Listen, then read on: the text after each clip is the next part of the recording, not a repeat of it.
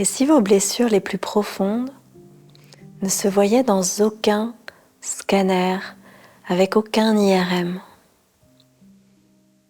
Il existe des souffrances qui ne se montrent pas à la surface, des douleurs qui n'apparaissent pas dans les examens médicaux et des blessures qui sont si profondes qu'elles touchent l'essence même de notre être. Ces blessures de l'âme sont peut-être les plus difficiles à guérir parce qu'elles se cachent dans les replis les plus secrets de notre conscience, là où aucun regard extérieur ne peut les atteindre. Et pourtant, ces blessures invisibles exercent une influence considérable sur notre capacité de guérison physique, émotionnelle et spirituelle. Elles sont comme des racines empoisonnées qui contaminent secrètement tout l'arbre de notre existence en créant des blocages énergétiques, des résistances inconscientes, des patterns de sabotage. Nous sommes des êtres multidimensionnels et nos blessures le sont aussi. Parce que voyez-vous, il y a les blessures du corps qui se soignent avec la médecine, les blessures du cœur qui se guérissent avec l'amour et la psychologie, mais il y a aussi les blessures de l'âme qui ne peuvent être touchées que par une approche spirituelle authentique. Ces blessures de l'âme ne sont pas des fatalités, loin de là, ce sont des mémoires de souffrance qui se sont cristallisées dans notre être profond et qui attendent simplement d'être reconnues, comprises, aimées pour pouvoir enfin se transformer et nous libérer. Aujourd'hui, nous allons apprendre à les reconnaître, à comprendre comment elles interfèrent avec nos processus de guérison et découvrir ces voies d'alchimie spirituelle qui peuvent les transmuter en force d'évolution. Parce que c'est là que le grand mystère, nos plus grandes blessures portent souvent en elles nos plus grandes grâces. L'incarnation elle-même déjà représente pour l'âme une forme de traumatisme originel. Pour comprendre la nature des blessures de l'âme, il faut d'abord reconnaître que l'incarnation elle-même représente pour l'âme une forme de traumatisme originel. L'âme, dans sa nature divine, connaît la liberté totale, l'amour inconditionnel, la connexion parfaite avec la source. Et voici qu'elle se trouve soudain emprisonnée dans un corps de chair, limité par les lois de la matière et séparée apparemment de son origine divine.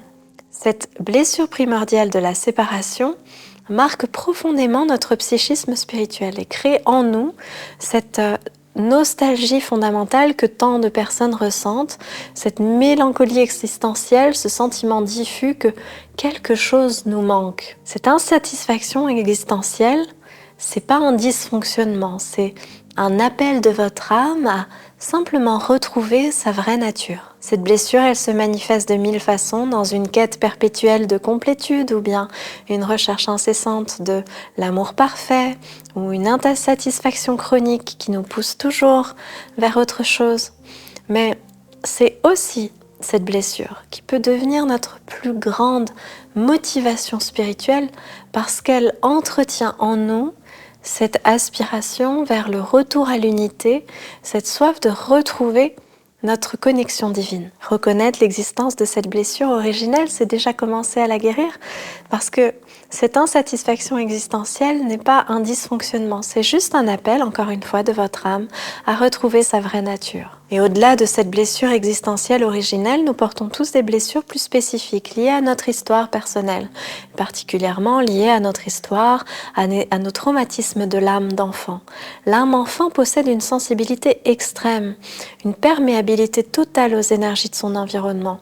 Elle perçoit non seulement ce qui est dit et fait, mais aussi ce qui est ressenti, pensé et caché. L'âme enfant peut être blessée parce qu'elle ne reçoit pas, autant que parce qu'elle subit.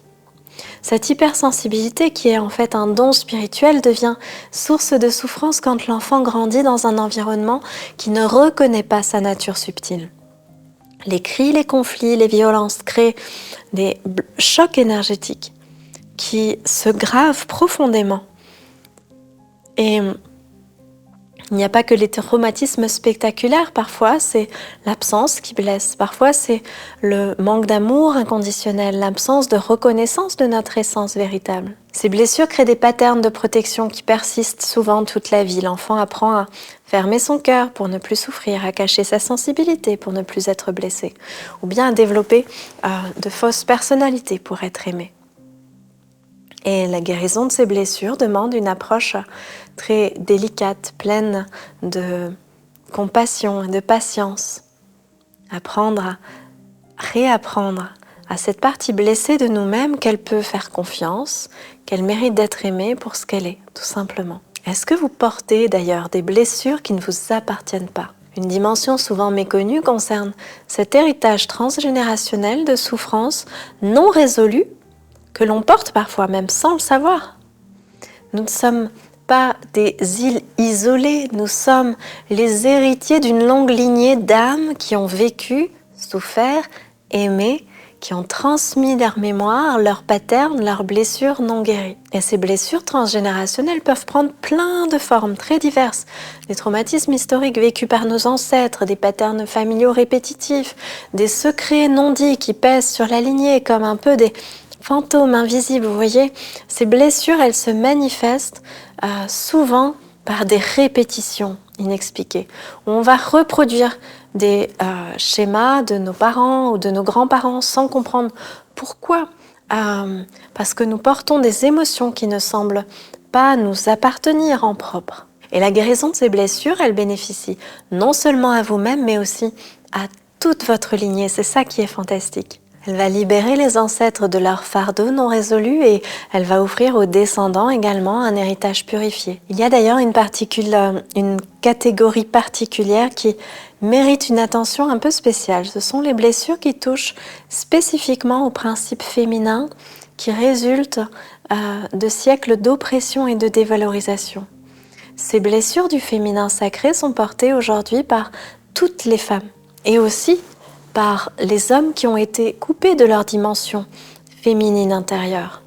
Elles se manifestent par une dévalorisation profonde de tout ce qui relève du féminin, l'intuition, la sensibilité, la cyclicité et la réceptivité. L'âme féminine porte la mémoire de toutes ces femmes brûlées pour leur savoir intuitif, violentées pour leur pouvoir créateur, toutes celles qui ont été brûlées comme sorcières pour leur savoir intuitif, qui ont été réduites au silence pour leur sagesse ancestrale. Cette mémoire collective, elle génère une peur profonde d'exprimer sa vraie puissance, sa souveraineté. Cette blessure, elle se manifeste par une tendance à l'auto-sabotage dès que la femme approche de sa pleine réalisation, ou bien par une peur panique de briller trop fort, d'assumer son leadership naturel. La guérison de ces blessures demande une approche qui honore la spécificité de cette souffrance collective tout en restaurant la dignité et la puissance authentique du principe féminin. Pour comprendre comment les blessures de l'âme interfèrent avec notre processus de guérison, il faut saisir que ces blessures créent des blocages énergétiques profonds qui perturbent la circulation naturelle de la force vitale. Chaque traumatisme de l'âme va générer une cicatrice énergétique, comme une zone de notre champ aurique où l'énergie ne circule plus librement, où s'accumulent des mémoires de souffrance, où se cristallisent des patterns de protection qui vont devenir des obstacles à notre vitalité. Ces cicatrices énergétiques, elles agissent un petit peu comme des barrages. Vous voyez, dans le fleuve de notre force vitale. Cette perturbation, elle va affaiblir progressivement notre capacité d'auto-guérison et elle peut finir même par se manifester sous forme de symptômes physiques ou psychologiques. Les blessures de l'âme enfant vont souvent créer des blocages dans la région du cœur et de la gorge. L'enfant qui a appris à fermer son cœur développe une cuirasse énergétique qui l'empêche plus tard de recevoir et de donner de l'amour librement. Et vous savez, les blessures de l'âme ne créent pas seulement des blocages énergétiques, elles génèrent aussi tout un système de croyances limitantes qui deviennent de véritables programmes d'auto-conditionnement et d'auto-sabotage. Quand l'âme est blessée, elle développe des conclusions sur elle-même, sur la vie, sur les autres, qui sont destinées à la protéger de nouvelles souffrances. Mais ces conclusions formées dans la douleur sont souvent juste fausses et destructrices. Un autre mécanisme par lesquels les blessures de l'âme bloquent la guérison, c'est justement cette résistance inconsciente au changement qu'elles génèrent, parce que paradoxalement, nos blessures deviennent également des zones de confort. Évidemment, cette résistance, elle ne s'exprime pas de façon consciente.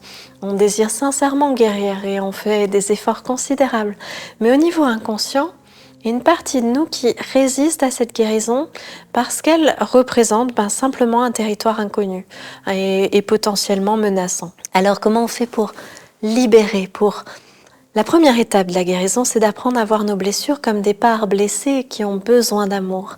C'est tout l'art de la reconnaissance compassionnelle à cultiver. C'est la première étape de la guérison des blessures de l'âme. C'est cette reconnaissance. Il s'agit d'apprendre à voir nos blessures non plus comme des tares honteuses à cacher, mais plutôt comme des parts blessées de nous-mêmes qui ont besoin simplement d'amour et de compréhension. Cette reconnaissance, elle commence par le développement d'un regard nouveau sur notre propre souffrance. Au lieu de nous juger pour nos blessures, nous apprenons à les accueillir avec la même tendresse que nous aurions si il s'agissait d'un enfant blessé. Vous savez, au cœur de toutes les guérisons se trouve une force alchimique suprême qu'est l'amour inconditionnel.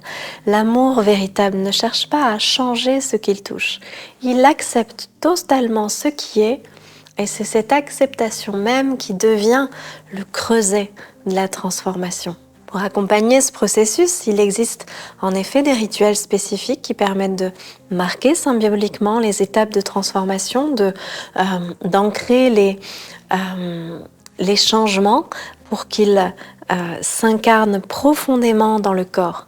Ces rituels, ce ne sont pas des formules magiques, ce sont des supports symboliques qui aident notre psychisme profond à intégrer les transformations qui sont en cours. Retenez bien ceci, mes amis, vos blessures ne sont pas des accidents absurdes, ce sont des invitations déguisées à découvrir des dimensions de vous-même. C'est la transformation alchimique de la souffrance. Voilà ce que vous invite à faire vos blessures de l'âme et leur voie de libération.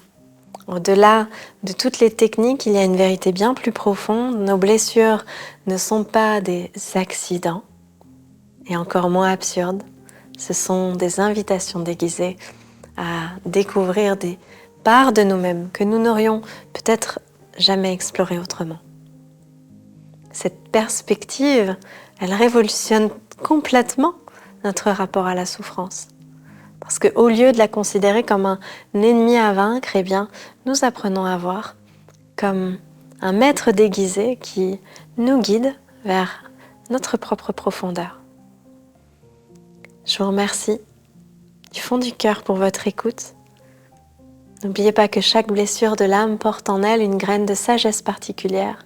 Chaque souffrance traversée consciemment devient une initiation et chaque cicatrice guérie avec amour se transforme en une source de force et de beauté. Merci à tous du fond du cœur d'être là, toujours aussi nombreux. Merci pour tous vos messages. Je vous embrasse et je vous dis à très bientôt.